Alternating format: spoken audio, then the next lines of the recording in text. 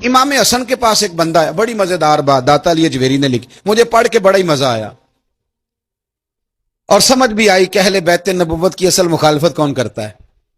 ایک شخص آیا تو اس نے آ کے نا معاذ اللہ حضرت مولا علی شیر خدا کو، معاذ اللہ ثم معاذ اللہ، امام حسن کے والد کو برا بھلا کہا، پھر امام حسن کو کہا، وہ برا بھلا کہتا جا رہا ہے، امام حسن مسکراتے جا رہے ہیں، ہنستے جا رہے ہیں۔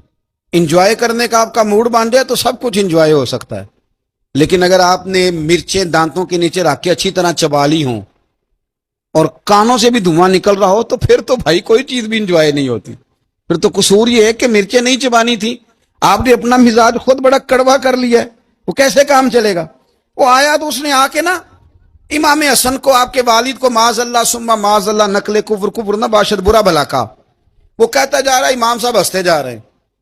جب وہ تھک گیا تو امام حسن فرمانے لگے، روٹی کھانی ہے؟ بھوک تو نہیں لگی ہوئی؟ کہنے لگا بڑی لگی ہوئی ہے۔ فرمانے لگے اس کو روٹی کھلاؤ۔ اس کو روٹی کھلائی، فرمایا تیرا حال؟ کہنے لگا بڑا غریب ہوں۔ ایک پیالے میں چاندی بھر کے امام حسن نے اسے دی، اور جب اس کو دے دی نا تو غور سے چہرہ دیکھنے لگا، کہنے لگا آپ کا حلم دیکھ کے، سخاوت دیکھ کے مجھے یقین آ گیا ہے کہ آپ واقعی خون رسول ہیں۔ امام صاحب فرمانے لگے یہ بیچارہ اصل میں تنگ ہے اپنی زندگی سے، اصل اس کا حال کوئی نہیں، تو میرے ساتھ یہ حرکتیں کر رہا ہے۔ تو یہ آپ سمجھیں اس بات کو، کچھ لوگ بیچارے ویسے ہی تنگ ہوتے ہیں، پریشان ہوتے ہیں، ویسے ہی بلا وجہ معاملہ ہی کوئی نہیں۔ امام حسن رضی اللہ تعالیٰ نے ہمیں سبق دیا ہے۔ وہ علامہ اقبال کہتے ہیں کہ ایک مولانا نا میرے سامنے نا ایک بھوکے آدمی کو سامنے بٹھا کے تو حدیث پاک کا درس دے رہے تھے۔ بندے کو بھوک بڑی لگی ہوئی تھی، وہ درس دیتا جا رہا ہے، دیتا جا رہا ہے۔ تو اقبال کہتے ہیں میں نے اسے کہا کہ فاقہ کش کو درس شریعت سے کیا غرض، اس کے شکم کی آگ کو تو روٹی چاہیے، وہ اسے روٹی کھلا، اسے تیری کوئی سمجھ نہیں آ رہی، تو بھوک لگی ہوئی ہے، پہلے کھانا کھلا لے، پھر ذرا اس کے ہوش ٹھکانے آئیں گے، پھر اسے دین کی بات بتانا۔ ہم لوگوں کا ذہن نہیں سمجھتے کہ بندہ کس قسم کا ہے۔ سارے ہی صحابہ حیا والے تھے، سارے ہی اکرام والے تھے، پر حضور سید عالم صلی اللہ علیہ وسلم کی پیاری زوجہ حضرت عائشہ صدیقہ رضی اللہ تعالیٰ عنہ فرماتی ہیں کہ میں حضور کے گھر میں پردے کے پیچھے دیکھ رہی تھی، نبی کریم آرام فرمائے تو حضور کی نا تہمت مبارک پنڈلیوں سے ذرا اونچی ہو گئی، پنڈلیوں سے ٹخنوں تک مرد کا چھپا ہوا ہو تو وہ جائز ہے، اس سے نیچے ننگا نہیں کرنا چاہیے، اوپر اس سے ٹخنوں سے اوپر، نیچے ہو بھی جائے تو خیر ہے۔ حضور کی پنڈلیاں نا تھوڑی سی چادر ہٹی ہوئی تھی، پنیاں کہتے ہیں ہم پنجابی میں، پنڈلیوں سے ذرا چادر ہٹ گئی، حضور لیٹے رہے، آرام فرما رہے۔ فرماتی ہیں باہر دستک ہوئی، حضور نے فرمایا کون ہے؟ عرض کی ابو بکر صدیق کو، یا رسول اللہ اجازت ہو تو حاضر ہو جاؤں؟ حضور نے فرمایا آ جاؤ۔ کہتے ہیں حضور لیٹے رہے، حضرت ابو بکر آئے، بات چیت ہونے لگی، تھوڑی دیر کے بعد پھر دستک ہوئی، کون ہے دروازے پہ؟ یا رسول اللہ عمر بن خطاب ہوں۔ فرمایا آ جاؤ، آ گئے، بات چیت ہوتی رہی، تھوڑی دیر کے بعد عثمان غنی آئے، یا رسول اللہ آ جاؤں؟ فرمایا عثمان ذرا ٹھہر۔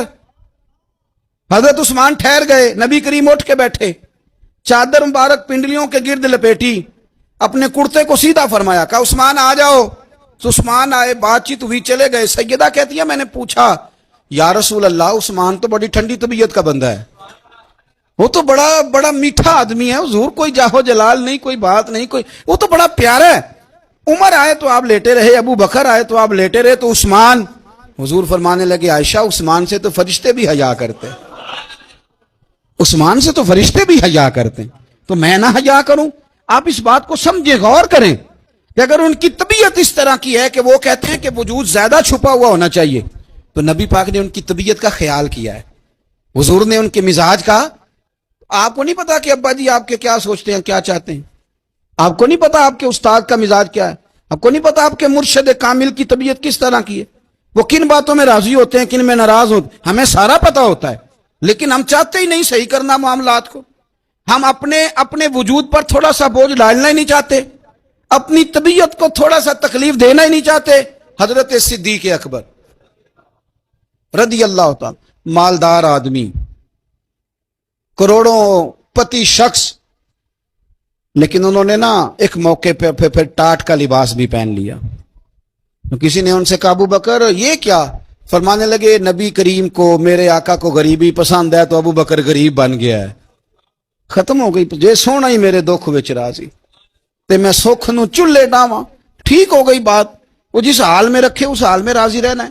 یہ جو مزاج ہے نا ہمارا کہ میں ڈھلنا نہیں چاہتا, میں بدلنا نہیں چاہتا, ہم تو غلام ہیں پھر بھی نہیں بدلتے. تھوڑا سا خیال کریں. میں کہا کرتا ہوں کہ اماں کو زیادہ نہیں ضرورت پیسوں کی. ہاں ماں تو ماں ہوتی ہے, وہ کو ریٹ لگا کے تیرے سے پیسے مانگے گی. اماں کو تو بس اتنی ضرورت ہے کہ ماں جو کہہ دے جی کر دو. ماں کو تو اتنی ضرورت ہے کہ 2 منٹ رات کو بیٹھ جاؤ پیروں میں, اماں لا تیرے پیر دبا دوں, بھائی اتنا ہی کافی ہے. وہ کہے گی او ہو میرا پتر بڑا چنگا. اللہ وہی انج دی اولاد سارے نو دے وے. او بھائی ایسے کر دے. وہ تو سویرے پورے محلے کو ابا جی کو کوئی نہیں ضرورت تیرے پیسوں کی. ہاں نا, ان کو تو ضرورت ہے. تو کبھی کبھی تو ان کو موٹر سائیکل پہ بٹھائے اور کہ ابا جی منڈی جانا تھا, میرا دل تھا کٹھے چلیں گے, آئیں ذرا پیار سے چلتے ہیں. کبھی ان سے پیار کرے, کبھی کہے ذرا کندھے نہ دباؤں. او یارو اس کی ضرورت ہے, نہیں ضرورت مرشد کامل کو کسی کے پیسوں کی. نہ, اللہ جانتا ہے جو کامل آدمی ہوتا ہے اسے ضرورت ہی نہیں ہوتی. اسے تو اتنی ضرورت ہوتی ہے کہ اس نے کہہ دیا سیانے بن جاؤ تو سیانے بن جاؤ. اس نے کہہ دیا نیک ہو جاؤ تو نیک. اس نے کہا ہے کہ آج آ جانا تو پھر, اور نہ یار کہاں ضرورت ہے تیری. میں اتنا ہی بڑا. ہم لوگ دوسروں کے بارے میں سوچتے ہی نہیں. بس میں مجھے سکون دو, میرے مطابق ڈھل جاؤ, میری بات کرو. اور نہ یارو, میرے رسول کریم, میرے نبی رحمت سرور دو عالم صلی اللہ علیہ وسلم دوسروں کا خیال کرتے, ان کے مزاجوں کا خیال کرتے, ان کی طبیعت کا خیال کرتے, ان کے معاملات کو دیکھتے.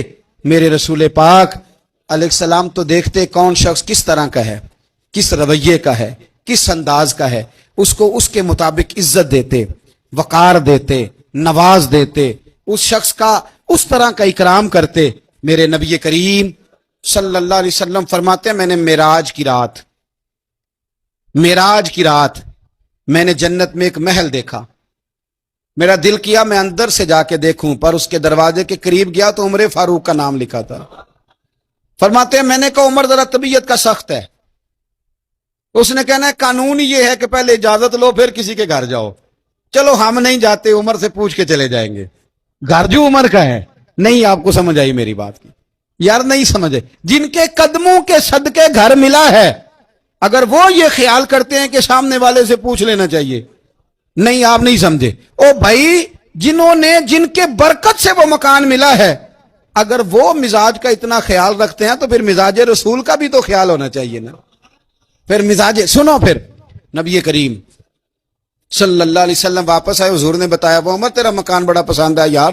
میں اندر جانے لگا تھا, دروازے پہ حور بھی بیٹھی تھی, جانے لگا تھا اندر, تو وہ نا میں اس لیے نہیں گیا کہ عمر قانون بڑا پابند ہے. اس نے کہنا ہے کہ قانون تو اجازت لے کے جاؤ. حضرت عمر رو پڑے, عرض کرنے لگی حضور میں کہاں اور جنت کا مکان کہاں.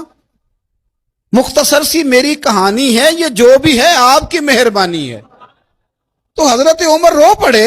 لیکن میرے رسول کریم صلی اللہ علیہ وسلم اب اتنا حضور خیال کرتے تو جناب عمر پتہ کون تھے.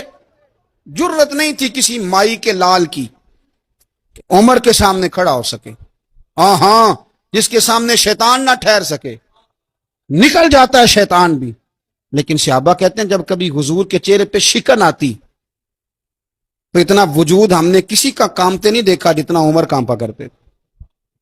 کبھی تاری ہوتی تھی بہت دلیر میں کہیں اور ہوں, یہاں تو میں غلام ہوں, یہاں تو میں نوکر ہوں. دعا منگیا کرو سنگیو کتے مرشد نہ روس جاؤ. رو پڑتے.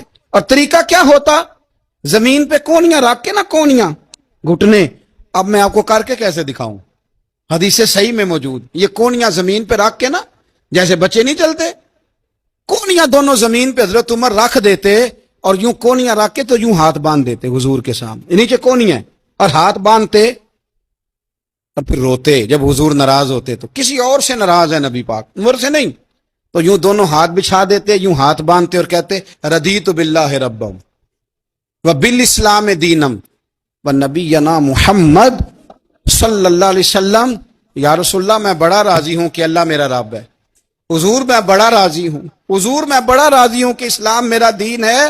و محمد نبیم و رسولہ, اور میں بڑا راضی ہوں کہ اللہ نے محمد